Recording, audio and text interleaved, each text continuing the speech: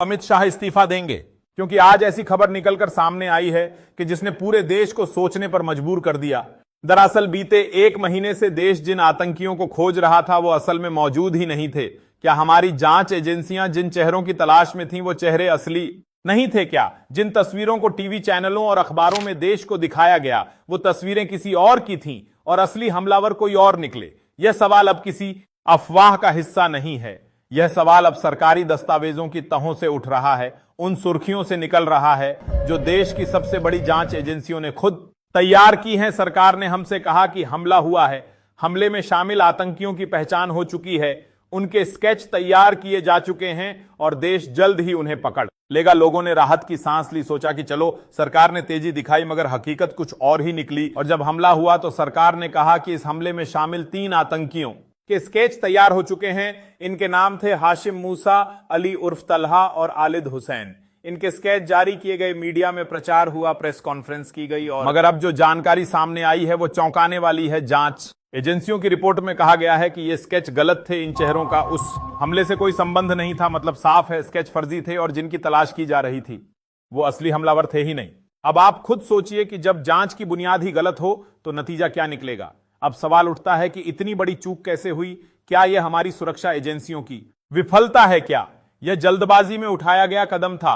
क्या यह सिर्फ मीडिया में कार्रवाई दिखाने की कोशिश थी, या फिर यह सब एक सुनियोजित हेडलाइन मैनेजमेंट का हिस्सा था जिसमें असलियत से ज्यादा जरूरी था कि खबर में सरकार की तत्परता दिखाई दे? ये स्केच कैसे बने, यह सवाल भी जरूरी है, क्योंकि यह सिर्फ एक स्केच नहीं था। यह उन 3 लोगों के चेहरे थे जिन्हें देश ने टेररिस्ट समझा, जिन्हें मीडिया ने आरोपी बना दिया और जिन्हें पकड़ने के लिए करोड़ों रुपए के संसाधन लगाए गए। अब आइए जानते हैं कि असली हमलावरों की पहचान कैसे हुई। एनआईए की जांच में 2 स्थानीय लोगों को हिरासत में लिया गया, जिनके नाम हैं परवेज अहमद और बशीर अहमद। इनसे पूछताछ में यह जानकारी सामने आई कि 3 संदिग्ध लोग हमले से 2 दिन पहले इनके घर आए थे, खाना मांगा, पैसे दिए और धमकी देकर चले गए। जब एजेंसियों ने इनसे तस्वीरें दिखाई तो इन्होंने तुरंत पहचान लिया कि हां, ये वही लोग थे जिन्होंने हमले से पहले इनके घर पर रात बिताई थी। यही नहीं, बाद में जिन आतंकियों की पहचान हुई उनमें एक नाम था सुलेमान शाह का, जो पहले भी एक हमले में शामिल रह चुका था। एनआईए को उसके फोन से जो तस्वीरें मिली, उन तस्वीरों से असली हमलावरों की पहचान पुख्ता हुई। यह भी पता चला कि हमले में शामिल आतंकी जुनेद का फोन भी जांच में मिला और उसके फोन से जो फोटो सामने आई वो उन 3 आतंकियों की थी जिनकी तलाश होनी चाहिए थी, मगर नहीं हुई। इस दौरान मीडिया में जिन चेहरों को आतंकी बताया गया था वो इस हमले में शामिल ही नहीं थे। देश में जब किसी बड़ी घटना को लेकर जांच एजेंसियां सक्रिय होती हैं तो उम्मीद यही की जाती है कि हर कदम प्रमाण और तथ्यों के आधार पर होगा। लेकिन अगर स्केच गलत हो जाए, पहचान गलत निकल जाए और महीनों बाद भी असली जानकारी सामने ना आए तो यह चिंता का विषय बनता है। बीते दिनों पहलगाम की दुर्भाग्यपूर्ण घटना के बाद 3 संदिग्धों के स्केच जारी किए गए, उनके नाम सामने आए। मीडिया में यह कहा गया कि यही लोग उस वारदात में शामिल थे, मगर अब जो रिपोर्ट सामने आई हैं उनसे यह बात स्पष्ट हो रही है कि वह स्केच उन लोगों के नहीं थे जिनकी वास्तव में तलाश होनी चाहिए थी। गलत स्केच सामने आए, ऐसे लोगों की पहचान बताई गई जिनका घटनास्थल से कोई संबंध नहीं था, और जिन लोगों की सही पहचान अब सामने आ रही है उन्हें लेकर 2 महीने तक कोई ठोस जानकारी सामने नहीं आई। क्या यह सिर्फ एक त्रुटि थी या इसके पीछे किसी और वजह की संभावना थी? यह सवाल अब उठ रहे हैं।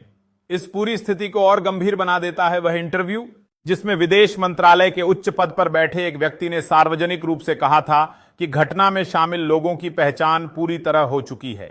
अब जब स्केच गलत निकले तो सवाल यह है कि उस वक्त उन्हें जानकारी किसने दी? क्या जानकारी अधूरी थी या फिर उस बयान की टाइमिंग जल्दी कर दी गई थी? क्योंकि जब अंतर्राष्ट्रीय मंच से कोई सुरक्षा संबंधी बात कही जाती है तो वह सिर्फ बयान नहीं होता, वह देश की स्थिति और साख का भी प्रतिनिधित्व करता है। अब जनता जानना चाहती है कि अगर गलत स्केच जारी हुए तो असली संदिग्ध अब कहां हैं?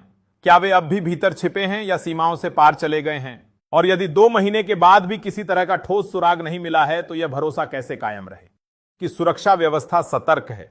ऐसे में यह भी जरूरी है कि हम यह याद रखें कि सुरक्षा से जुड़ी इस तरह की चूक कोई पहली बार नहीं हुई। बीते वर्षों में कई घटनाएं हुई हैं जिनमें सुरक्षा इंतजामों पर सवाल खड़े हुए, और अगर इन सवालों को केवल राजनीतिक बहस बनाकर छोड़ दिया जाए तो उनका हल नहीं निकलता। इस बार का अंतर सिर्फ इतना है कि इस जांच की नींव ही सवालों के घेरे में है, क्योंकि जो तस्वीरें वायरल हुई, जो नाम सामने आए, वो अब सरकारी जांच के अनुसार गलत साबित हो रहे हैं और यही वजह है कि जनता जानना चाहती है स्केच बने कैसे, किस आधार पर जारी हुए और किस स्तर पर उनकी पुष्टि हुई। साथ ही यह भी पूछा जा रहा है कि अगर यह चूक थी तो उसकी जवाबदेही कौन तय करेगा। 2 महीने बीत चुके हैं, कोई आधिकारिक बयान नहीं आया, कोई प्रेस कॉन्फ्रेंस नहीं हुई, जिम्मेदार अधिकारियों की ओर से अब तक कोई सार्वजनिक जानकारी साझा नहीं की गई। लेकिन मीडिया इस विषय को प्राथमिकता नहीं दे रही है। टीवी स्क्रीन पर अंतर्राष्ट्रीय घटनाओं पर चर्चा जारी है, लेकिन अपने देश में जो सामने आ रहा है उस पर मौन दिखाई देता है। कई राजनीतिक दलों ने इस मुद्दे को उठाया है। कुछ नेताओं ने सवाल भी पूछे हैं कि जिन स्केच के आधार पर देश में व्यापक खोज अभियान चलाया गया वो गलत साबित हुए, तो फिर 2 महीने से हो क्या रहा था। इस मुद्दे पर आपकी क्या राय है, हमें कमेंट बॉक्स में जरूर बताइए।